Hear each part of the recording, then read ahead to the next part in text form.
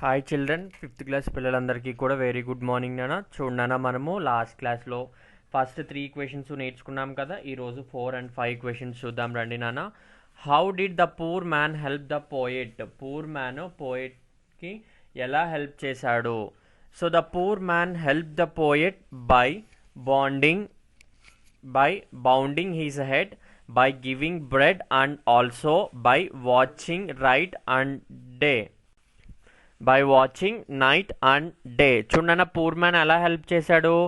Bounding is a head, తను తలని నిమిర్చి, బై గివింగ్ బ్రెడ్ అంటే బ్రెడ్ తినడానికి ఆహారాన్ని ఇచ్చి, and also by watching night and day రాత్రి పగళ్ళు కూడా తనని జాగ్రత్తగా చూసుకుని తను పూర్ మ్యాన్కి హెల్ప్ చేశాడు poet.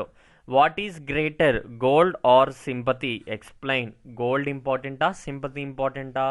The greater is sympathy because the man is sorrow and deep depressed. Then he needs sympathy, not gold or money.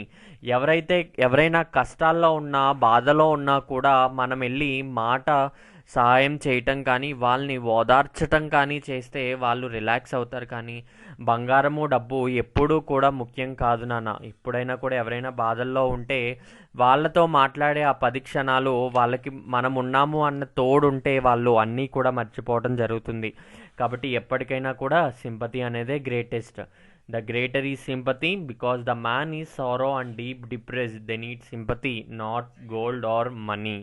So మీరు ఈ 2 క్వశ్చన్స్ కూడా మీరు నీట్గా చదివి, మీరు కరెక్ట్ ప్రొనౌన్సియేషన్తో చదివి వచ్చేంతవరకు చదవండి. అదేవిధంగా మీ నోట్స్లో ఈరోజు డే టు డే వేసి నీట్ హ్యాండ్ రైటింగ్తో ఈ 2 క్వశ్చన్స్ చదివి ప్లస్ అదేవిధంగా 1 to 5 క్వశ్చన్స్ కూడా ఒకసారి రీకాల్ చేసుకుంటారని అనుకుంటూ ఈ వీడియోని ఇక్కడితో ఎండ్ చేస్తున్నాను పిల్లలు.